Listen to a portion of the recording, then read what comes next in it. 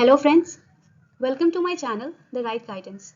In this video, we'll discuss about the events leading to the First World War, and this chapter is important for class 10th ICSE, CBSE as well as for any competitive exams. So let's begin with the chapter.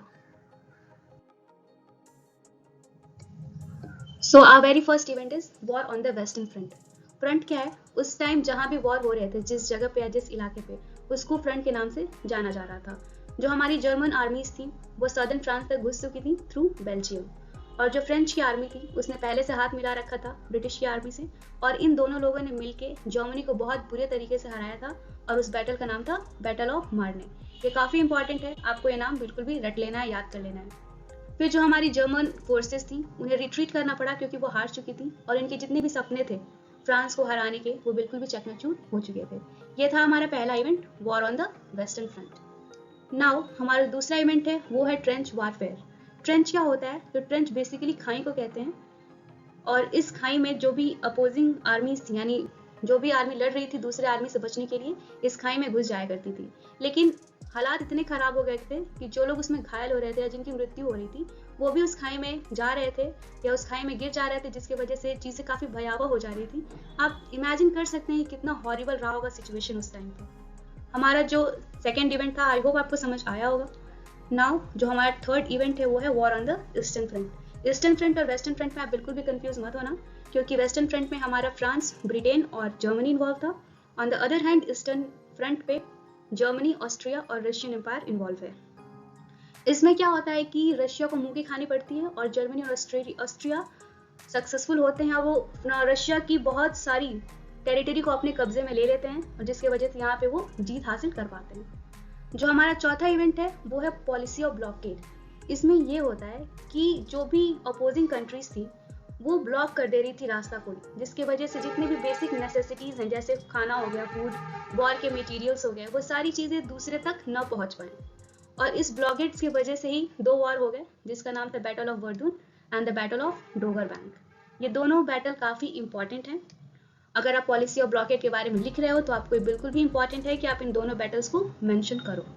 अब जो हमारा पांचवा event है वो है war against Turkey.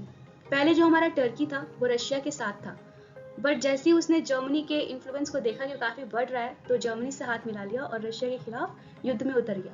लेकिन जो हमारी ब्रिटिश फोर्सेस थी, यानी जो ब्रिटेन की फोर्सेस थी, वो रशिया के साथ थी, जिसकी वजह से जर्मनी पे अटैक हुआ और जो टर्क्स थे उन्हें सरेंडर करना पड़ा 30 अक्टूबर 1918 को. ये डेट इंपॉर्टेंट है क्योंकि कहीं कहीं इस डेट से क्वेश्चन आते हैं. अब हम देखेंगे entry of the USA in the war. जो हमारे पूरी मूवी है इसका हीरो रहता है यूएसए, और यूएसए अभी तक तो न्यूट्रल था. जब तक वॉर स्टार्ट हो गई थी, इतनी सारी चीज़ें हो रही थी, फिर भी यूएसए अपना बिल्कुल न्यूट्रल था, किसी के लिए इसका कोई सपोर्ट नहीं था. पर हम लोग कह सकते हैं कि ब्रिटेन से इसकी सिंपैथी ज़्यादा थी क्योंकि ब्रिटेन को ये आर्म्स वगैरह सप्लाई कराता था. तो हमारे यूएसए क्यों आया वॉर में? तो उसका रीज़न ये था कि जर्मन की कुछ यू बोट शिप्स थी जिसने यूएसए की एक लुजितानिया नामक शिप को डुबो दी थी, जिसकी वजह से 128 अमेरिकन की डेथ हो गई थी. हालांकि आपको ये एस्टिमेट याद करने की ज़रूरत नहीं है, लेकिन अगर कहीं आपसे पूछता है कि what is the reason behind the entry of USA, तो आप ये बता सकते हो. यूएसए का वॉर में आने से फ़ायदा ये हुआ कि जितनी भी जर्मनी की फोर्सेस थी या उसकी जो एलाइज थी वो सारी धीरे धीरे टूटने लगी, बिखरने लगी, अलग होने लगी. बहुत सारे रेवोल्यूशन स्टार्ट हो गए जर्मनी में खुद, और ऑस्ट्रिया हंगरी ने भी सरेंडर कर दिया. जो जर्मनी के एम्परर थे कैजर विलियम सेकेंड, वो खुद ही भाग गए हॉलैंड, जिसकी वजह से जर्मनी को और भी बुरी दौर से गुजरना पड़ा. और जो नई जर्मन गवर्नमेंट आई उसको एक आर्मिस्टिस साइन करना पड़ा 11 नवंबर 1918 को. ये भी डेट इंपॉर्टेंट है, आप याद कर लीजिएगा, कहीं कहीं कभी कभी एग्जाम में आ जाता है. और इस वॉर में ये बताया गया है कि बहुत ही टेरिबल ह्यूमन लॉस हुआ था. बिल्कुल जाहिर सी बात है, जब वॉर इतना डेंजरस है तो ह्यूमन लॉस भी काफ़ी हुआ होगा. और इस लॉस को एक एस्टिमेट के अकॉर्डिंग बताया जाता है कि 53 to 70 मिलियन लोग इसमें मारे गए थे, और जो घायल हुए हैं लोग उनकी एस्टिमेट है अराउंड 9 मिलियन. समझ सकते हैं कि कितना ही डेंजरस वॉर होगा ये. और इसका सिर्फ ह्यूमन लाइफ या प्रॉपर्टी पे ही इम्पैक्ट नहीं पड़ा था, इसका इम्पैक्ट आपके जो ग्रेट इकोनॉमिक डिप्रेशन हुआ था 1929-30 पे, उसका भी इसका बहुत भारी इम्पैक्ट पड़ा था.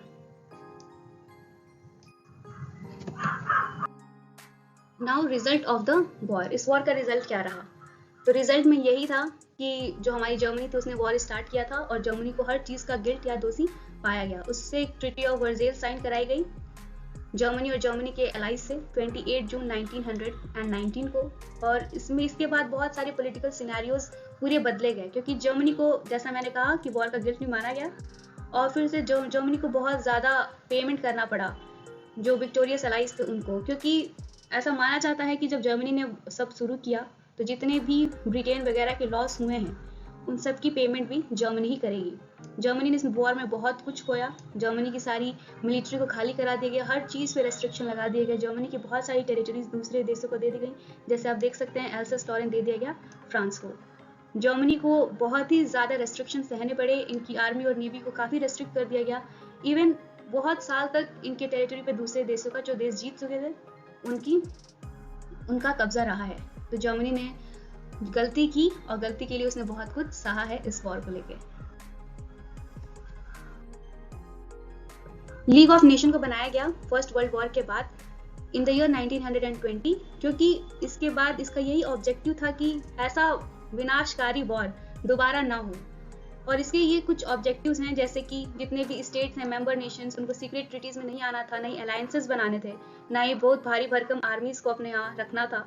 और इसका मतलब पूरा एम यही था कि हम इंटरनेशनल मुद्दों को बिल्कुल शांति के साथ सुलझा लें, उसमें ऐसे वॉर कभी दुनिया में देखने को न मिले, क्योंकि लोगों ने इससे बहुत कुछ सबब लिया था। और इसका एक ये ऑब्जेक्टिव था कि एक दूसरे की आज़ादी को हमें रिस्पेक्ट देनी है। इसका पूरा मिला के केवल पीस ही एक मिशन था कि पीसफुली कैसे चीज़ों को हम हैंडल कर लें। लेकिन अब देख सकते हैं कि ये मिशन, ये जो लीग ऑफ नेशन है, उतना सक्सेसफुल नहीं रहा, क्योंकि हमें दूसरा सेकेंड वर्ल्ड वॉर पढ़ने को है ही और दूसरा सेकेंड वर्ल्ड वॉर देखने को मिल जाता है। ये हमारा अभी के लिए इंपॉर्टेंट नहीं है, हम इसको बाद में जरूर डिस्कस करेंगे। अभी आप फर्स्ट वर्ल्ड वॉर पढ़ रहे हो तो आपको लीग ऑफ नेशन बिल्कुल याद रखना है। हालांकि ये आपके सिलेबस से रिड्यूस कर दिया गया है, पर अधूरा ज्ञान हमेशा हानिकारक होता है, इसलिए आप पूरा ज्ञान रखें। ना territorial rearrangement after world war 1। जो हमारा वर्ल्ड वॉर हो गया तो काफ़ी सारे टेरिटरीज, क्योंकि जर्मनी तो हार चुका था, तो बहुत सारे टेरिटरीज को बांटा गया।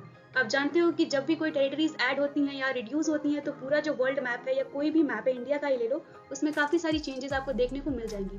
जैसे आप मैप में देखो वर्ल्ड वॉर 1 में, तो यहाँ केवल आपको ऑस्ट्रिया हंगरी साथ में इधर दिख रही है। लेकिन जब आप वर्ल्ड वॉर 1 यानी कि उसके बाद का जब दृश्य देखोगे आफ्टर वर्ल्ड वॉर में, तो यहाँ पे जो हमारा ऑस्ट्रिया हंगरी है ये भी अलग हो चुका है और यहाँ कई सारे देश आपको देखने को मिल जाएंगे, जैसे यूगोस्लाविया वगैरह। आई होप कि आपको अभी तक की पढ़ाई में सारी चीज़ें समझ आ रही हूँ। सो फ्रेंड्स, मुझे लगता है कि ये टॉपिक आपको क्लियर हो गया होगा। आप अपने डाउट्स कमेंट सेक्शन में मेंशन कर सकते हैं, वहाँ आपकी सारी क्वेरीज क्लियर कर दी जाएंगी। And please share this video to your friends and siblings and do like and subscribe as much as possible. Thank you so much.